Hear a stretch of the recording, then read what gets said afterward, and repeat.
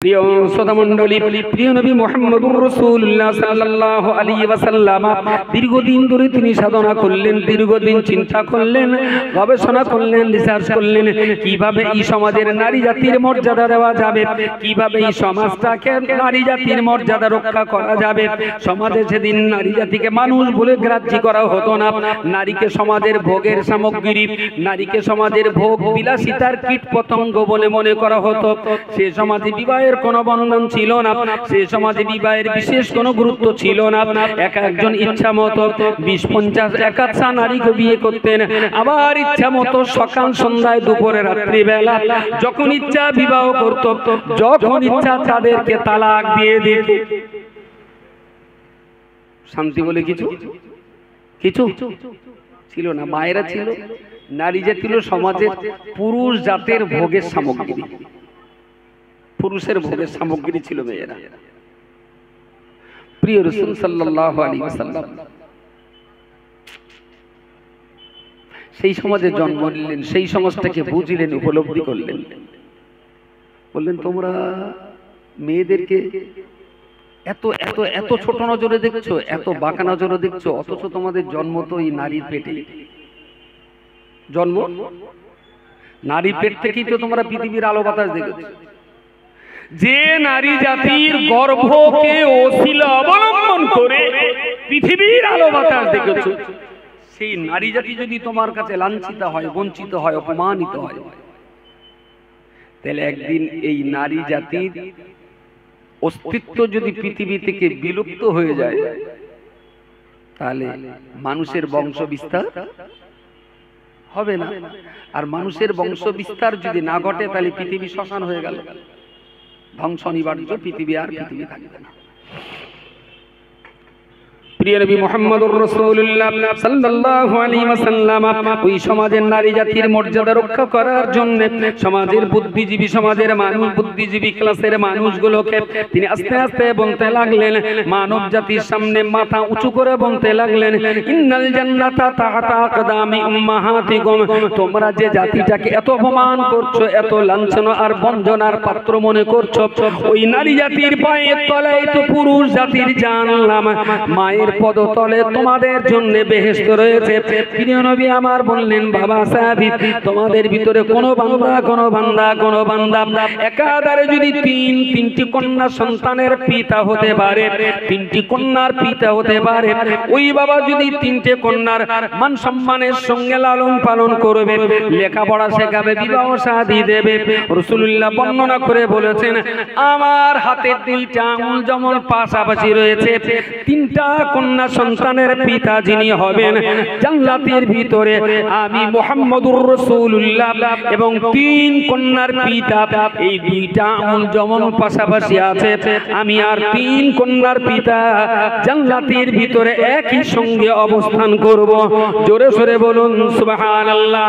ও আল্লাহর বান্দা, ভাবতে পাচ্ছেন যে সমাজে নারী জাতিকে কতল করা হতো, মায়ের কোল থেকে বাচ্চা কেড়ে নিয়ে জীবন্ত কবর দিয়ে দেওয়া হতো, যে সমাজে নারী জাতিকে ইচ্ছা মতন বিয়ার, ইচ্ছা মতন তালাক, সেই সমাজের মাঝখানে দাঁড়িয়ে প্রিয় নবী মুহাম্মদুর রাসূলুল্লাহ নারী জাতির সম্মান আর মর্যাদা দিতে শেখালেন। ও আল্লাহর বান্দা, মনে রাখুন, যে জাতির মর্যাদার সম্মান দেওয়ার জন্য 1500 বছর আগে প্রিয় নবী মুহাম্মদুর রাসূলুল্লাহ সাল্লাল্লাহু আলাইহি ওয়াসাল্লাম এই সম্মান আর মর্যাদা দিয়ে গেলেন।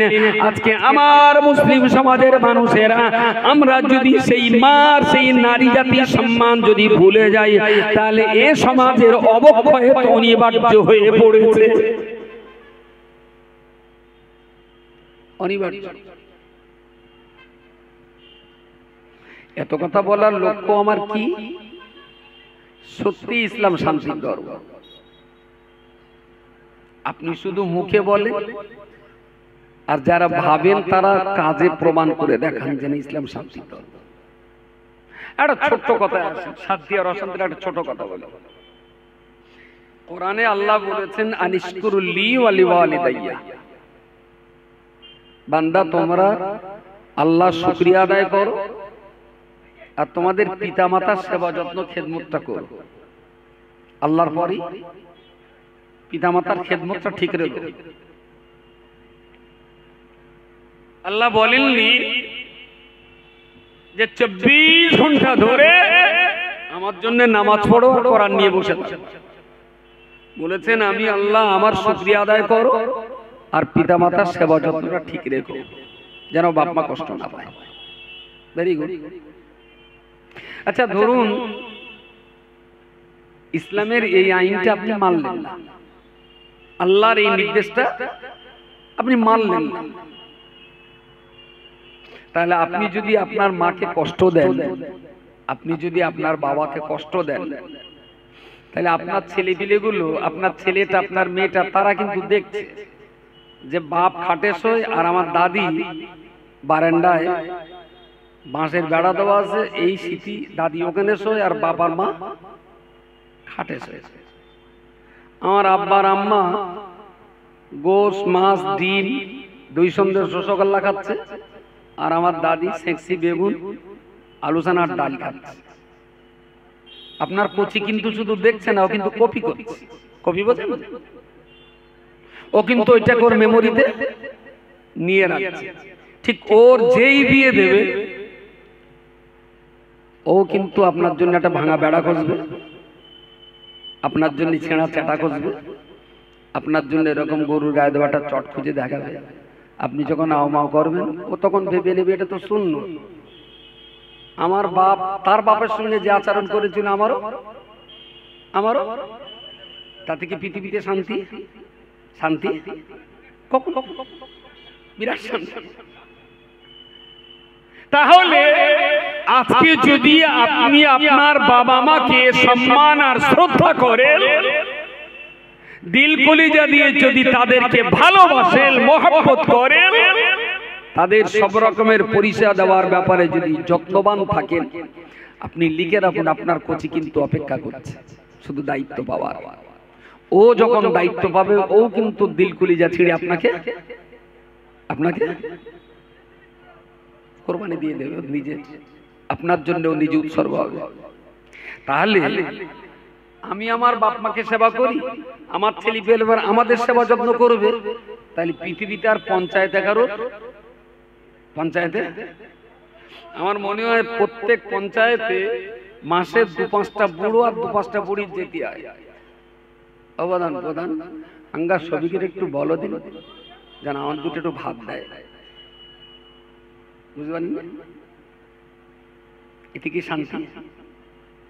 যদি আমি আমার বাপকে দেখি আবার আমার ছেলে যদি তারা তাদের বাপকে দেখে, তাহলে পৃথিবীতে পঞ্চায়েতে আর বিচার করতে হবে। ইসলামের শান্তি কোথায়? শান্তি আমার আল্লাহ পাক রব্বুল আলামিন কোরআন শরীফের উপর একটা জায়গায় বলেছেন, ফানকিহু মা তাবা লাকুম মিনান নিসাই মাসনা ওয়া সুলাসা ওয়া রুবা' ফাইন খিফতুম আল্লা তা'দিলু ফাওয়াহিদা। রব্বুল আলামিন বললেন, এই যুব সম্প্রদায় তোমাদের যখন উপযুক্ত বয়স হয়ে যাবে তোমরা বিবাহ করবে, মাসনা 2টো বিবাহ করবে, সুলাসা 3টে বিবাহ করবে, রুবা 4টে বিবাহ করবে। ফাইন খিফতুম আল্লা তা'দিলু ফাওয়াহিদা, যদি তোমার মনে হয় 4টে বিবাহ করে তুমি শান্তি বজায় রাখতে পারবে না, শান্তির পথে বাধা বিপত্তি সৃষ্টি হবে, শান্তির জায়গায় অশান্তির বাতাবরণ তৈরি হবে, ফাওয়াহিদা ওয়াহিদা ওয়াহিদা, তাহলে তোমার জন্য একটা বিয়েই যথেষ্ট। আমাদের সমাজে এখনো অনেক লোক ভাবে 4টে বিয়ে করা, একটু জোরে বলে, একটু জোরে বলে, 4টে বিয়ে করা কি বলে? শূন্য। একটু জোরে বললে আমার আমিও পাবলিকের বুঝতে পারি যে আমার কথা 5টা সাক্ষী আছে, এই তাছাড়া সমাজ কিন্তু এখনো ভাবে 4টে বিয়ে করা শূন্য। ওজুর সময় হাতের কবজি পর্যন্ত দেওয়া শূন্য, এটা পালন করি। মাথায় টুপি দেওয়া শূন্য, সেটা পালন করি। বড় জুব্বা গায়ে দেওয়া শূন্য, সেটা পালন করি। একটু মেসওয়াক করা শূন্য, সেটাও পালন করি। খাওয়ার পরে খেলাল করা শূন্য, সেটাও পালন করি। পার ডে 5,000, 7,000, 10,000 টাকা রোজগার করি, কি আর 3টে বউ পোষার ক্ষমতা আমার নেই বলে মনে হয়?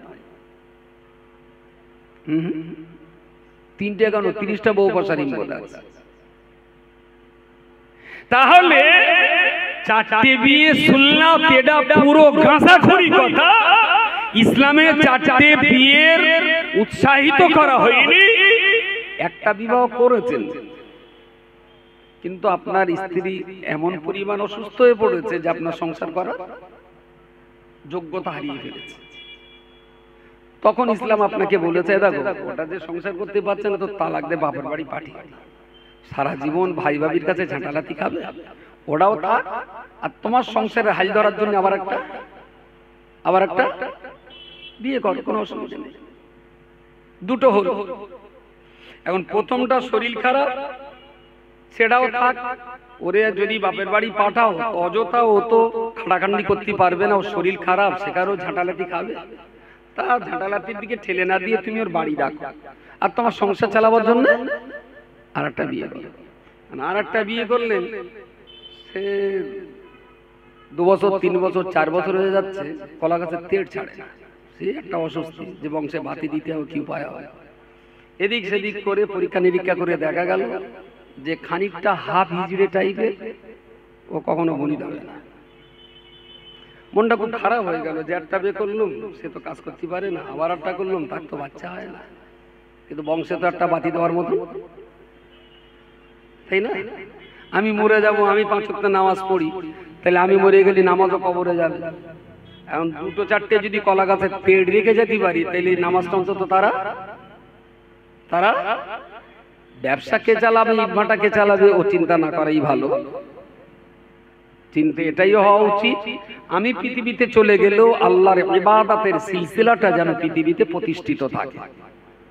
ঠিক এই রকম পরিবেশ পরিস্থিতির পরিপ্রেক্ষিতে 1টা 2টো 3টে 4টে পর্যন্ত বিয়ে করতে পারে। একটা বিয়ে করে ফাল্গুন মাসের 12 তারিখে হাড়োয়ায় ঘুরতে ঘুরতে কৃষি হয়ে ফটাং করে একটা বেঁধে গেল, দে আনকা হতে আমি মুয়াক্কেলাতি, পরে গিয়ে বলবে সুন্নত। ফাইন খিফতুম আল্লাহ তা'দিলু ফাওয়াহিদা, বিয়ে একটাই সুন্নাত, একাধিক বিয়ে সুন্নাত না। পরিবেশ পরিস্থিতির পরিপ্রেক্ষিতে ইসলাম একাধিক বিবাহের পরামর্শ দিয়েছে, নির্দেশনা নয়, পরামর্শ করতে পারে। প্রিয় রাসূল সাল্লাল্লাহু আলাইহি ওয়াসাল্লাম নিজের ইচ্ছায় একটাই বিয়ে করেছিলেন, খাদিজাতুল কুবরা রাদিয়াল্লাহু আনহা, একটাই বিয়ে করেছিলেন। খাদিজার ওফাতের পর হযরত সিদ্দিক আকবর আবু বকর রাদিয়াল্লাহু আনহু বিরাট দাবি করলেন যে সারা জীবন আপনার সঙ্গে কাটিয়ে দিলাম, কিন্তু আপনার সঙ্গে আমার কোনো আত্মীয়তার সম্পর্ক হলো না, কোনো সম্পর্ক তৈরি হলো না। রাসূলুল্লাহ আবু বকরের এই কথায় খুব কষ্ট পেতেন, না সত্যি আবু বকর তো রাসূলুল্লাহর চরম এবং পরম বন্ধু, কিন্তু সম্পর্কের কিছু হলো না। রাসূলুল্লাহ বললেন, তুমি কি বলতে চাচ্ছ বলো। আবু বকর সিদ্দিক খুব মাথা নিচু করে লজ্জায় মাড়ি চেপে বললেন, ইয়া রাসূলুল্লাহ, কিছু যদি মনে না করতেন, আমার বাচ্চা মেয়ে আয়েশাকে আপনার সঙ্গে বিবাহ দিলে আপনি আমার জামাই হতেন, আমি আপনার শ্বশুর হতাম, আল্লাহর দরবারে বলতে পারতাম যে আল্লাহ আপনার নবী আমার একজন আত্মীয় হন। একটু জোরে বলেন সুবহানাল্লাহ। আবু বকরের কথা শুনে রাসূলুল্লাহ মাথা নিচু করে রয়েছেন, কোনো কথার উত্তর দিচ্ছেন না। অনেক সময় পর আবু বকর সিদ্দিক বললেন, ইয়া রাসূলুল্লাহ, আমার এই দাবিতে আপনি যদি কষ্ট পান, আমার দাবি আমি ফিরিয়ে নিলাম। হুজুর, আপনি কষ্ট পেলে আমার ভাগ্য জ্বলে যাবে, আমার কপাল পুড়ে যাবে আপনাকে কষ্ট দিলে, আমি আপনার কষ্ট দিতে চাই না। আমার এই কথায় যদি আপনি কষ্ট পান, আমি একদম খুশি মনে আমার দাবি আমি ফিরিয়ে নিলাম। রাসূলুল্লাহ বললেন, আবু বকর আমাকে একটু ভাবতে দাও। যদি রাসূল সেই দিন আবু বকরের কথা ডিনাই করতেন, অমান্য করতেন, বেঈমান বিশ্বাসঘাতকরা বলতো যে মুহাম্মদ কত বড় অকৃতজ্ঞ যে আবু বকর तमाम জীবন মুহাম্মাদের জন্য জীবন কুরবানি দিল, অথচ মুহাম্মদ সেই আবু বকরের কথার বাচ্চা মেয়েটাকে বিয়ে করলো না। বুঝতে পারেন? রাসূলুল্লাহ 7-5 ভাবনা চিন্তা করে একটা টাইমে আবু বকরের কথায়, কোথায় ছিল এতক্ষণ? বসো, হ্যাঁ বস, তুই বকিস না, আমার ভুল হয়ে যাবে। বস।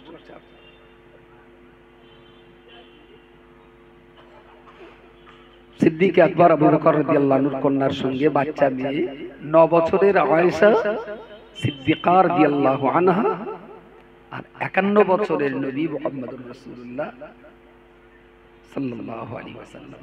মেয়ের বাবা জোর করে চাপিয়ে দিলেন, রাসূলুল্লাহ মেনে নিলেন। কিন্তু পরবর্তী বিষয়ে যদি আপনি পর্যবেক্ষণ করেন, আল্লাহর বান্দা মনে রাখুন, প্রিয় নবী মুহাম্মদুর রাসূলুল্লাহ সাল্লাল্লাহু আলাইহি ওয়াসাল্লামের জীবন জিন্দেগীর গুরুত্বপূর্ণ যে দিকগুলো রয়েছে, রাসূলুল্লাহর দাম্পত্য জীবন কেমন ছিল, রাসূলুল্লাহর খাওয়া দাওয়ার অভ্যাস কেমন ছিল, নবী আমার কিভাবে শয়ন করতেন, নবী আমার কিভাবে গোসল করতেন, নবী আমার কিভাবে পরিবারের স্ত্রীদের সঙ্গে ব্যবহার করতেন, রাসূলুল্লাহর শরীয়তের মসলা মাসাইলগুলো, কোরআনের জ্ঞানগুলো, নবীর দেওয়া পরামর্শগুলো কোথায় সংরক্ষিত হবে। আয়েশার মতো আয়েশা সিদ্দিকার মতো একটা বাচ্চা মেয়ে যদি রাসূলুল্লাহর সংস্পর্শে না থাকতেন, কিয়ামত পর্যন্ত উম্মতে মুহাম্মাদি রাসূলুল্লাহর 6 লক্ষ হাদিস থেকে মাহরুম হয়ে যেতেন। কারণ প্রিয় নবীর 6 লক্ষ হাদিস একা আয়েশা সিদ্দিকা তিনি মুখস্থ করেছিলেন। তার মানে নবীর জীবনের প্রত্যেকটা পয়েন্টে তো প্রতি মুহূর্তের বিষয়গুলো তো ছিল উম্মতের জন্য শিক্ষা।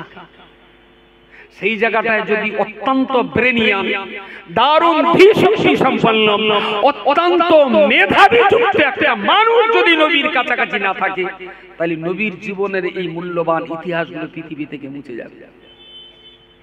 সে দায়িত্বটা আয়েশা সিদ্দিকা রাদিয়াল্লাহু আনহা পালন করেছিলেন। আর আমরা যদি আয়েশা সিদ্দিকার মতো মানুষ নবীর কাছে না থাকতেন, তাহলে নারী সমাজের হাজারো মসলা মাসাইল অন্ধকারে থেকে যেত।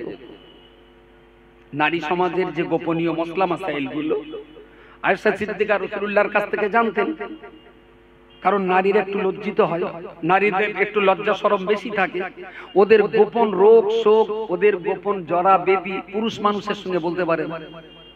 অনেক সময় স্বামীর সঙ্গে বলতেও লজ্জাবোধ করে। তো সেই জায়গাগুলো মদিনার মেয়েরা আয়েশাকে বলতেন, আম্মাজি আয়েশা সিদ্দিকা সমস্যাগুলো নবীকে বলতেন, নবী উত্তর দিতেন। আয়েশা সিদ্দিকা সেই মশলাগুলো মদিনার মেয়েদেরকে শেখাতেন। নারী জাতির ভিতরে রাসূলুল্লাহর সাহাবীদের ভিতরে সবচেয়ে বেশি মশলার ফতোয়া জানতেন আম্মাজান আয়েশা সিদ্দিকা রাদিয়াল্লাহু আনহা। একটু জোর আওয়াজে বলুন সুবহানাল্লাহ। তাহলে রাসূলুল্লাহর এই দ্বিতীয় বিয়েটা জাতির জন্য কল্যাণকর ছিল না অকল্যাণকর? জাতির জন্য বিরাট কল্যাণকর, আমাদের মতন না। বিয়ে দুটো করেছে, তবে একটা নদীর এপারে আর একটা নদীর ওপারে, তাহলে কখন সংখ্যা লাগবে তার ঠিক নেই। পুরো নদী মাছ গানতে যেন এ তাবিজ কবজ করলে নদী পার নয়, ও আবার তাবিজ কবজ করলে যেন নদী ভেঙে ভাসে না। এইরকম বিয়ে করবে, আবার ফের বলবে সুন্নাত। ইসলাম শান্তির ধর্ম, ইসলাম ঝগড়া বাঁধিয়ে দেওয়ার সব ধর্ম না, ইসলাম শান্তির ধর্ম। প্রিয় শ্রোতা মণ্ডলী মনে রাখুন, আমি আপনাকে বলতে চাইছি, প্রিয় নবী মুহাম্মদুর রাসূলুল্লাহর উপর আল্লাহ যে কোরআন নাযিল করলেন, আল্লাহ পাক পুরুষকে বিবাহ করতে বললেন, ফানকিহু মা তাবা লাকুম মিনান নিসাই মাসনা সুলাসা ওয়া রুবা ফাইন খিফতুম আল্লা তা'দিলু ফাওয়াহিদা। যদি তুমি ইনসাফ করতে না পারো, যদি তোমার মনে হয় শান্তি বজায় থাকবে না, যদি তুমি মনে করো একাধিক বিয়ে করলে অশান্তির আগুনে পুড়তে হবে, না না, দ্বিতীয় বিয়ে কখনো করবে না, তোমার জন্য একটা বিয়েই যথেষ্ট। আল্লাহর বান্দা মনে রাখুন, পৃথিবীতে একমাত্র ধর্ম ইসলাম যা মানুষকে বিবাহ করতে উদ্বুদ্ধ করে। পৃথিবীর জমিনে একমাত্র ধর্ম ইসলাম যা স্বামী স্ত্রীর মিল মহব্বতের ব্যাপারে ঠিকঠাক মসলা দিতে পারে। আল্লাহর বান্দা মনে রাখুন, স্বামী স্ত্রীর গভীর সম্পর্ক বজায় রাখার জন্য আল্লাহ পাক কোরআন শরীফের ভিতরে বলেছেন, হুন্না লিবাসুল লাকুম ওয়া আনতুম লিবাসুল লাহুন্না। পৃথিবী পৃথিবীর পুরুষ জাতি মনে রেখো, হুন্না লিবাসুল লাকুম, তোমার স্ত্রীকে তোমার গায়ের পোশাক বানিয়ে দিলাম, ওয়া আনতুম লিবাসুল লাহুন্না, আর তোমাদিগকে তোমাদের স্ত্রীর গায়ের পোশাক পরিয়ে দিলাম, একটা ছাড়া আর একটা উলঙ্গ। উলঙ্গ বোঝেন না ন্যাংটো বোঝেন? বলি উলঙ্গ বোঝেন না ন্যাংটো বোঝেন? দুটোই বোঝেন। Thank you. তাহলে রসুল বললেন স্ত্রী হলো পুরুষের গায়ের পোশাক, আর পুরুষ হলো স্ত্রীর গায়ের পোশাক। আচ্ছা, এই কথাটার গভীরতা কত দূর? আপনি তো মোবাইল খুলে ফজার কমিশও দেখেন, গোপালবারের ঢ্যাবনামাও দেখেন, সবকিছু তো দেখা আছে কম বেশি। একবার কোরআনের এই আয়াতগুলো খুলে এই আয়াতগুলোর গভীরতা একটু যে দেখেন যে কোরআনে কি আছে। আপনার ওই মোবাইলটাই যথেষ্ট। যে মোবাইলে ফজা দেখেন, উত্তম দেখেন, যে মোবাইলে কমিক্স দেখেন আর কার্টুন দেখেন, আপনার ওই মোবাইলেই জান্নাতে যাওয়ার রাস্তা আছে। একটু খুলে দেখুন দিদি, যে নারী আর পুরুষের মাঝখানে ইসলামের দৃষ্টিতে সম্পর্ক কেমন হওয়া উচিত। শব্দটা কি? পোশাক। স্বামীর জন্য স্ত্রী হলো পোশাক, আর স্ত্রীর জন্য স্বামী হলো পোশাক। আমার এই জামা কাপড় কত দাম? হার্ডলি ধরুন 2000 টাকা দাম। চাদর, গেঞ্জি, জামা, লুঙ্গি সব মিলে খুব বেশি হলে 2000 টাকা দাম। আমি 2000 টাকার পোশাক পরে এসেছি, কিন্তু আমি ক্লাস 1 থেকে ক্লাস 4 4 বছর, সেখান থেকে নিয়ে আবার ধরুন আউয়াল, আতফাল, আউয়াল, দুম, সোম, চারম, পাঞ্জম, ষষ্ঠম, আলেমে 2 বছর, ফাজেলে 2 বছর, টাইটেলে 2 বছর, তার মানে পাক্কা 18 বছর 19 বছর পড়ে টাইটেল পাস করেছি। যদিও বইগুলো সব পড়িনি, কিন্তু বাপের তো কিনতে হয়েছে, সব বই পড়িনি, ফাঁকি দিয়েছি। কিন্তু আমার বাপ 18 বছরে বই কিনে দিয়েছে, খুব কমও যদি হয় তখন বাজারে গড়ে 30,000 টাকা, গড়ে 30,000 টাকার বই দিয়েছে আমার বাপ। আর 30,000 টাকার বইয়ের জ্ঞান আছে আমার মাথায়। পোশাক আছে ক হাজার টাকা? 2000 টাকা। তাহলে পোশাকের দাম 2000, জ্ঞানের দাম। আচ্ছা, যদি 2000 টাকার পোশাকগুলো সব খুলে ফেলে ন্যাংটো হয়ে অস্কর্তি বসি, পাবলিক আমার কোরআনাদি শুনবে? তাহলে 30,000 টাকার ধর্মজ্ঞান বেকার হয়ে যাবে 2000 টাকার পোশাকের অভাবে। 2000 টাকা নাও হতে পারে, 1000 টাকার পোশাক পরলেও মানুষ শুনবে, 500 টাকার পোশাক পরলেও মানুষ শুনবে। তবে দামি পোশাক পরলি যে দামি ওয়াজ বেরোবে, কম দামি পোশাক পরলি যে কম দামি ওয়াজ হবে। তাহলে জ্ঞানটা, বক্তব্যটা, কথা, জ্ঞান, ইনপুট আর আউটপুট হওয়াটা এটা পোশাকের উপর নির্ভরশীল না। কিন্তু পোশাক বাদ দিলে আমার জ্ঞান পাবলিকা। প্রিয় শ্রোতা মণ্ডলী, একটা স্বামী অত্যন্ত মর্যাদায় মাথা উঁচু করে থাকতে পারে। স্ত্রী যদি তার গায়ের পোশাক হয় ইজ্জত সুরক্ষার গ্যারান্টার হয়ে যায়। একজন স্ত্রী মাথা উঁচু করে সমাজের নারীত্বের মর্যাদা বজায় রেখে জীবনে বাঁচতে পারে।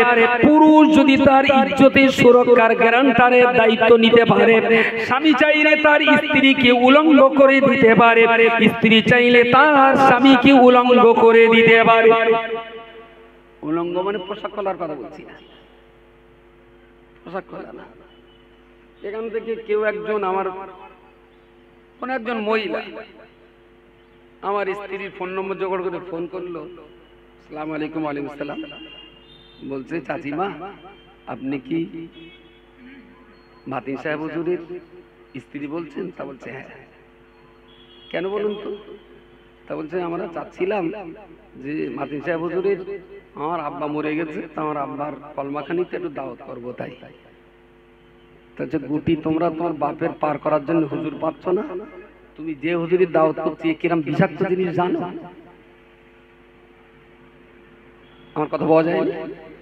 এরে যদি তোর বাপের কবর জিয়ারত করিস, তোর বাপ বল কবর তোমার ঠেলে উঠবে। অন্য হুজুর দেখ, এই যে কি জালিমাল, আমি তোর ঘর করতেছি, আমি জ্বলে গেলুম আজ 23টা বছর, মাতিনের ইজ্জত শেষ। এটা কি বললাম? উলঙ্গ করে দেওয়া। প্রিয় নবী মুহাম্মদুর রাসূলুল্লাহ সাল্লাল্লাহু আলাইহি ওয়াসাল্লাম স্বামী স্ত্রীর প্রেম বন্ধনের কি অটুট সম্পর্কের কথা বলেছেন। নবী আমার স্ত্রীর গায়ে হাত দিতে বারণ করেছেন। স্ত্রীকে বলেছেন স্বামীর কুকীর্তি কাউকে বলবে না। স্বামীকে বললেন স্ত্রীর কুকীর্তি কাউকে বলবে না। তোমাদের দুজনের মাঝখানে কখনো যদি মতনৈক্য কখনো ঘটে যায়, একে অপরকে যদি মানিয়ে নিতে না পারো, তাহলে তোমাদিগকে আমি রাসূল বললাম তোমার পিতামাতা আর তোমার স্ত্রীর পিতামাতা দুইজনকে বলে দিলাম, ছেলে তুমি তোমার বাপ মা ডাকো, মেয়ে তুমি তোমার বাপ মা ডাকো। তোমাদের দুইজনের বাবা মা আর তোমরা দুইজন এই 6টা মানুষ এক জায়গায় বসে রুদ্ধদ্বার বৈঠক করে তোমরা তোমাদের সমস্যা মিটিয়ে নাও। খারাপ না ভালো? বলছি এই যে ঘরে ঘরে মিটে যাওয়াটা, এটা খারাপ না ভালো? এটা কত ভালো হতো যদি পঞ্চায়েতের মেম্বারদেরকে হাই স্কুলের মোড়ে বসা হতো। ভাষা মাথা খারাপ হয়ে যায়।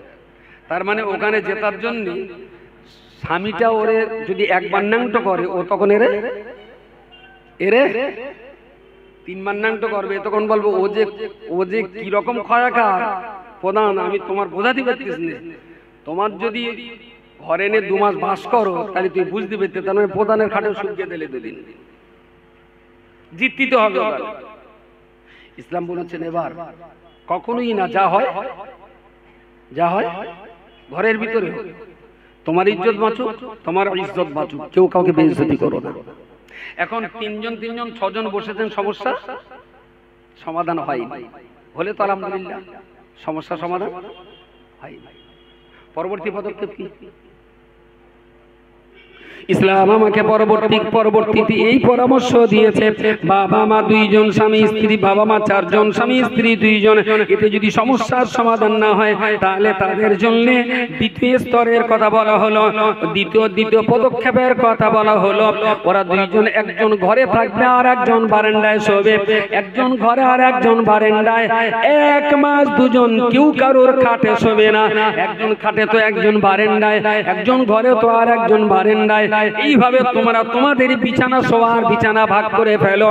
2জন 2 জায়গায় যখন শোবে, ছেলেরও তো তখন মনে হবে আহারে বউটা তালাক দিলে এইভাবে তো একাই থাকতে হবে, তাহলে ও হয়তোবা একটু ঘট মেজাজে আছে।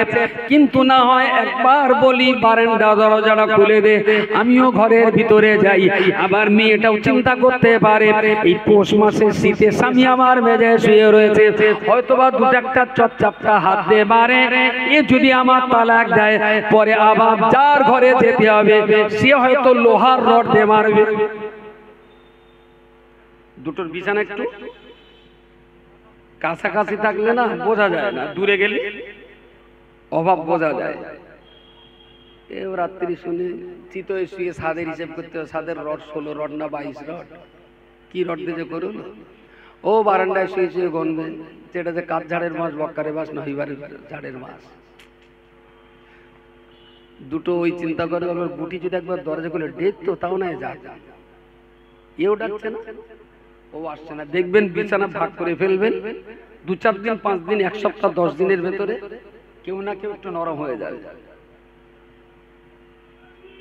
হয়তো বউটা ইচ্ছা করে জাতিকেই পার উপরে পা দেবে।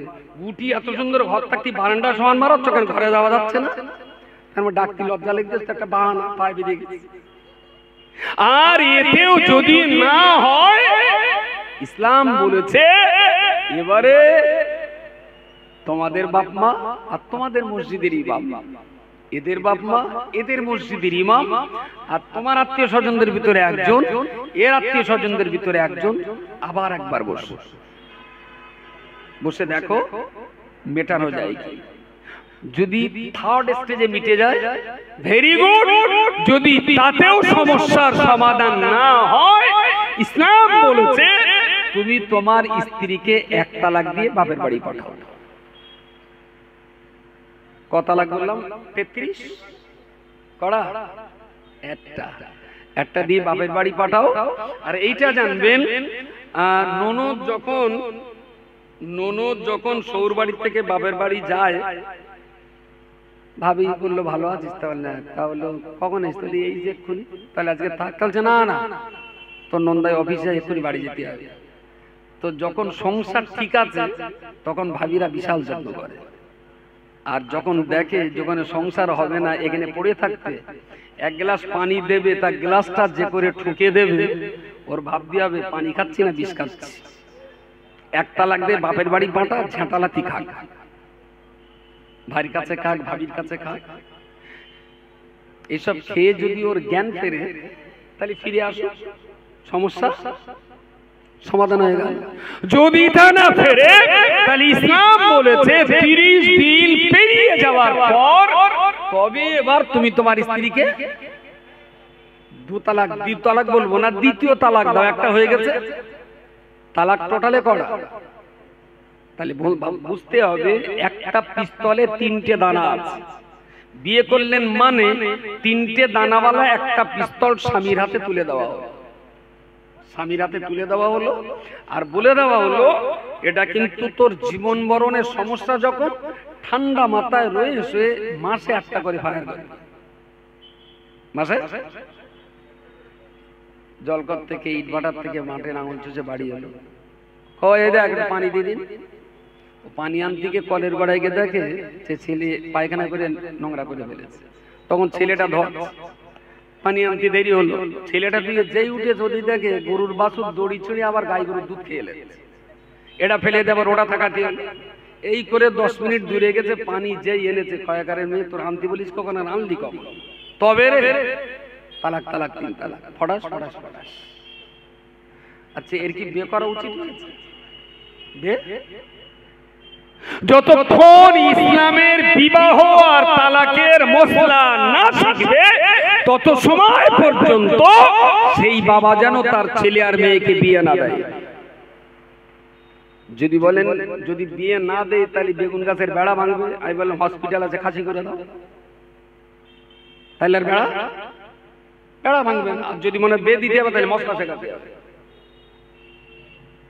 কি বিপদে যে আমরা পড়েছি, এমন মাস নেই যে মাসের 2-4টে তালাক। আর যেই আসে কেউ 1 তালাক দিয়ে 2 তালাক দিয়ে কেউ আসে না।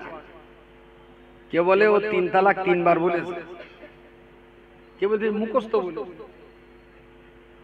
কেউ মোটামুটি পুরো গরু জবাই করে ধড় আর মাথা আলাদা করে তারপর আসবে। আমি যে জোড়া দেবো কোন শরীয়তের মশলা, বিবাহ এবং তালাকের মশলা যে ছেলে যে মেয়ে জানবে না, যে মেয়ে স্বামীর দায়িত্ব জানবে না, যে ছেলে স্ত্রীর প্রতি কর্তব্য আর দায়বদ্ধতা জানবে না, কোন বাপ যেন তাদের বিয়ে না দেয়। শুধু ডাগর হলে বিয়ে দিতে হয় না, সেই সঙ্গে স্বামী স্ত্রীর মশলা মাসাইল, দায়িত্ব দায়বদ্ধতা সম্পর্কে লেখাপড়া শিখতে হয়, জ্ঞান অর্জন করতে, তারপরে বিয়ে দিতে হয়, তারপরে বিয়ে দিতে হয়। আমাদের কি ডাগর বানা হয়েছে, তাতে বগলপুরিয়া গাই ধরে দেয়। এও জানে না স্ত্রী কারে কয়, ও জানে না স্বামীর মর্যাদা কতটা, এও জানে না তালাক কোন পদ্ধতি দিতে হয়, ও জানে না তালাক দিলে পরিণতিটা কি ঘটে। দুমদাম 3 তালাক দিয়ে দিল। এইবারে গ্রামের মসজিদে ইমামের কাছে গেছে, ইমাম সাহেব বললো দেখো তুমি যা করেছো ভাই, ওই গ্রিল আবার অন্য কামারের কাছ থেকে ওয়েল্ডিং ঝালাই মারতে হবে, তাছাড়া এই গ্রিল ঘরে ঘরে এই মনি মনি হয়তো বললাম ওর বলতেছি, আমি তোর বলি। বললো তুমি যা করেছো ভাই, এ ডাইরেক্ট হবে না, আরেক জায়গায় ঝালাই মেরে আনতে হবে, তাহলে হবে না। এবারে খুঁতখুত করে কেনতে যাও, যা করতে একটু করে দাও। আমি মুখ্য সূক্ষ্ম লোক কোথায় যাবে, আর আমি তুই মুখ্যতাতে মূর্খতা বিয়ে করতে গেলি কেন? বিয়ে শাদী তো মূর্খ লোকের জন্য না, এটাও শিক্ষিত লোকের জন্য। তুমি ইসলাম মেনে বিয়ে করবে, তাই ইসলামটা জানবে না। তুমি মুসলমান, তোমার স্ত্রী মুসলমান, তোমার ইসলামটা না জেনেই বিয়ে করবে। শুধু জেনেছে কবুল বললি ঘরে ওঠে, তারা বললি লেগে যায়, কিন্তু মাঝখানে কত যে ওঠা পড়া আছে সেসব কোনো আমার এবার আপনার বোঝার ছোট্ট জিনিস। ফুটবল খেলার অনেকগুলো নিয়ম আছে, অনেকগুলো কানুন আছে ফুটবল খেলায়। ওই গোলকিপার ছাড়া কারুর যদি বলে হাত লেগে যায়, ওরে কি বলে? ওরে হ্যান্ডবল। কারোর পা যদি কোনো প্লেয়ারের হেঁটোর উপরে উঠে লেগে যায়, তারে কি বলে? ফাউল। কারোর মাপ ছিল সেন্টারের এপিটি পূর্ব দিকে খেলবে, সে যদি লাইন ওভারটেক করে সেন্টারে পশ্চিমে যায়, ওরে কি বলে? অফসাইড। Very good. তাহলে ফাউল, অফসাইড, প্লান্টি, হ্যান্ডবল এগুলো কিসের আইন? ফুটবল খেলার আইন। এখন 3 বিঘে জমিতে ফুটবল খেলার মাঠ গোলামবাড়ি দান করে গেছিল। গোলামবাড়ির নাতি সেই মাঠে খেলতে লেগেছে, কোনো মতেই তো সে বল পায় না। ও রাগ ধরে যাচ্ছে, আমার দাদার ফলার মাঠ, আমি বল পাবো না, যেহেতু মাঠটা আমার দাদার দান করা। ও কোনো মতেই বল পাচ্ছে না।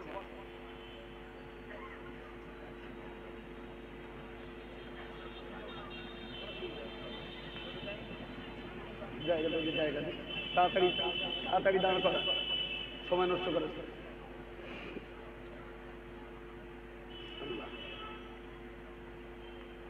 দেরি করছেন কেন?